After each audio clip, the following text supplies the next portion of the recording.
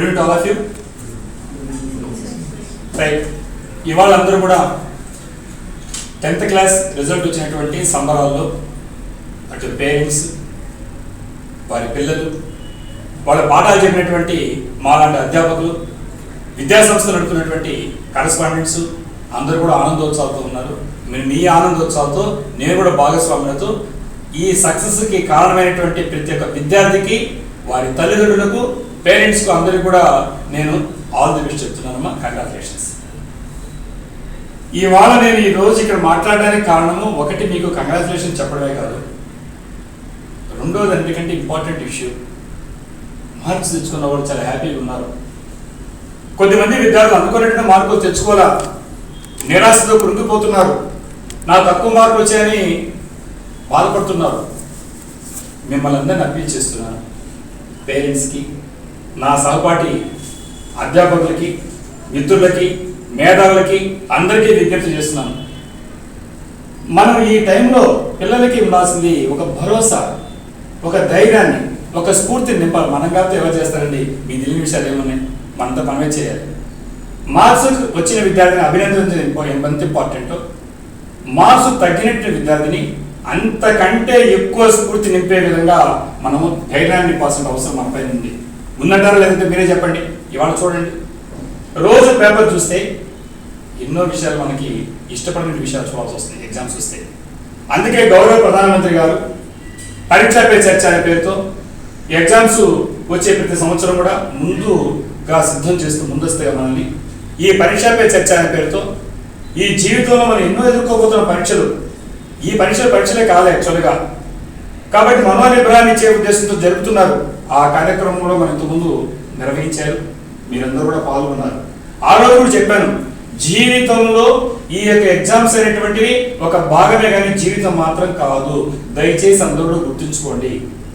కాబట్టి మార్క్స్ అనే దాన్ని తక్కువ చేసి మాట్లాడడం లేదు, మారే కాలానికి అనుగుణంగా మారాలి మన మైండ్ సెట్. మార్క్స్ వచ్చినాయి నిజమే, మార్క్స్ వచ్చిన వాళ్ళతో పాటు మార్క్స్ రానోడు అయిపోవాలా, ప్రయాణం ఆపాలా? ఈరోజు ఇదే విషయంలో ఇంకొక రోజు ముందుగా వెనక్కి వెళ్తే మనం నిన్న సివిల్స్ చూసాం. ఆ రిజల్ట్స్ వచ్చిన వాళ్ళలో చాలా మంది కంపార్ట్మెంట్లో పాస్ అయినటువంటి వాళ్ళు కూడా మన ఈరోజు ఐఏఎస్ ఐపీఎస్ వెళ్ళారు. ఈ దేశంలో కల్లా అత్యున్నతమైనటువంటి సర్వీస్ అయినటువంటి సివిల్ సర్వీస్ ఎగ్జామినేషన్లో అక్కడ కూడా మార్క్స్ ఏం పొలమానం తీసుకోవాలి. అమ్మ మళ్ళీ తప్పుగా అర్థం చేసుకోబాకండి. బాగా మార్కులు తెచ్చిన విద్యార్థులు మిమ్మల్ని తక్కువ చేసేది నేను అనడం లేదు. నేను తక్కువ తెచ్చుకునే విద్యార్థులు కూడా, కంపార్ట్మెంట్ ఒకప్పుడు పాస్ అయిన విద్యార్థులు కూడా తర్వాత కాలంలో వారి యొక్క స్కిల్స్ ఇంప్రూవ్ చేసుకొని వారు ఈరోజు మనం మేధావులుగానే కాదు ఐఏఎస్ ఐపీఎస్ ఈరోజు ఎంతో మంది ఉన్నారు. కాబట్టి ఈ విషయాన్ని గుర్తుంచుకొని మీరందరూ కూడా దయచేసి మీ పిల్లలకి మనోనిబ్బరాన్ని ఇవ్వండి. ఒకవేళ పరీక్షలు తప్పిన విద్యార్థులు ఉంటే వాళ్ళకు కూడా ధైర్యం చెప్పండి. తర్వాత కూడా పాస్ అయ్యి చక్కని భవిష్యత్తు మీరు అందుకోవచ్చు. ఇదే టైంలో కొంతమంది పేరెంట్స్, పిల్లలు మా దగ్గర ఆల్రెడీ చదువుతున్న విద్యార్థులే కాకుండా కొంతమంది వచ్చి అడుగుతున్నారు, సార్ మా అబ్బాయి 10th పాస్ అయ్యారు, ఈరోజే మేము ఏం చేయాలి సార్ అని కొంతమంది అడిగారు. నేను అందరితో మాట్లాడడం కుదరదు కాబట్టి ఇంతకుముందు గతంలో చెప్పిన విషయాన్ని మళ్ళీ మీకు ఒకసారి చెప్తూ, ఇక్కడి నుంచే ప్లాన్ చేసుకోగలిగితే ఎస్ ఇంటర్ ప్లస్ ఐఏఎస్ అనేటువంటి ప్రోగ్రామ్ ఉంది. అంటే ఇంటర్మీడియట్తో పాటుగా రెగ్యులర్ ఎడ్యుకేషన్తో పాటుగా మన కాంపిటేటివ్ ఎగ్జామినేషన్స్కి ప్రిపేర్ అవ్వాలి. ఐఏఎస్ అంటే ఐఏఎస్ ఒకటే కాదు. Once if you prepare for the civils examination you can crack any type of examination, government examination in India. So ఆ కాన్సెప్ట్తో ఇంటర్ ప్లస్ ఐఏఎస్ అనే పేరుతో ఇంటర్మీడియట్ 2 years, డిగ్రీలో ఉండేటువంటి 3 years, ఒక 2 years first year second year చదివితే 4 years మన చేతిలో ఉంటాయి. ఆ తర్వాత 5th year నువ్వు అనేకమైనటువంటి ఎగ్జామ్స్ మార్క్ టెస్ట్ రాసుకోవడం వల్ల ప్రాక్టీస్ చేసుకొని నువ్వు 5th year ఉండగానే you can appear for the examination. నీ ఇంటర్వ్యూ లోపల నీ డిగ్రీ పొందవచ్చు. ఈ కోర్స్ని ఇంటర్ ప్లస్ ఐఏఎస్ అనే పేరుతో పిలుస్తున్నాం. అలాగనే డిగ్రీ ప్లస్ ఐఏఎస్ అంటే మీరు ఇంటర్మీడియట్ అయిపోయినటువంటి విద్యార్థులు ఇక్కడ చాలా మంది చేరుతున్నారు. వీళ్ళు ఎలా చెప్తారంటే వాళ్ళు నచ్చిన కాలేజీలో చదువుతున్నారు, ఈవినింగ్ క్లాసులకు వస్తున్నారు, కొంతమంది ప్రైవేట్ అపేరెన్స్ తీసుకుంటున్నారు. సో ఈ విధంగా డిగ్రీ ఉండేటువంటి ఈ 2 years చదువుతూ 5th year they can appear for the examination. ఇక్కడ ఒక డౌట్ వస్తుంది, సార్ ఇప్పటి నుంచి ఎందుకు సార్ ప్రిపరేషన్ అంటే, నేను ఇంతకుముందు అడిగాను, నేను ఒకటే చెప్పాను, బాబు నేను ఆన్సర్ చెప్పడానికి నేను క్వశ్చన్ వేస్తాను. అవును, డైరెక్ట్గా మీరు బీటెక్ చేయలే బదులు, డైరెక్ట్గా డిగ్రీ చదివే బదులు ఫస్ట్ క్లాస్ కానీ నుంచి 10th class వరకు 10 years, ఇంటర్మీడియట్ 2 years, మరి డిగ్రీ పెడితే 3 years లేదా బీటెక్ పెడితే 4 years 15 years చదివే బదులు డైరెక్ట్గా బీటెక్ ఎందుకు చేరకూడదు అడిగిన కోసం. అదలా చేస్తారు సార్, ఇది ఫౌండేషన్ కదా, అంతే, వెరీ సింపుల్. వాటికి ఫౌండేషన్ అయితే ఇప్పుడు రాయబోయేటువంటి కాంపిటేటివ్ ఎగ్జామినేషన్ ఏమవుతుందో ఈ సిలబస్ ప్రత్యక్షంగా మీ సిలబస్ లేదు కాబట్టి ఇది ఫౌండేషన్ కోర్స్. కాబట్టి మీరు ఇప్పటి నుంచే చదువుకోవడం వల్ల ఒక ఫస్ట్ అటెంప్ట్లోనో సెకండ్ అటెంప్ట్లోనో క్రాక్ చేయడానికి అవకాశం ఉంది. నేను వచ్చేటువంటి సివిల్స్ రిజల్ట్ చూస్తే చాలా మంది థర్డ్ అటెంప్ట్, ఫోర్త్ అటెంప్ట్ ఇలాంటి అటెంప్ట్స్ తీసుకొని రాశారు. అదే నువ్వు కానీ ఇక్కడి నుంచే ప్రారంభించుంటే, నీ రెగ్యులర్ ఎడ్యుకేషన్ పార్ట్ ప్లాన్ చేసుకుంటే ఎస్ ఆ సిలబస్ కంప్లీట్ అవుతుంది. ఫస్ట్ అటెంప్ట్లోనే ఒక దివ్యతర్మలాగా, దివ్యతర్మ చూసే కేవలం మీరు ఫస్ట్ అటెంప్ట్లోనే ఐపీఎస్ అయింది, నెక్స్ట్ అటెంప్ట్లో ఐఏఎస్ అయింది. సో ఈ విధంగా క్రాక్ చేయడానికి అవకాశం ఉంటుంది. ఈ సివిల్స్ ప్రిపరేషన్ 3 రకాల స్టేజెస్ ఉంటుంది. Basics, advance, applications.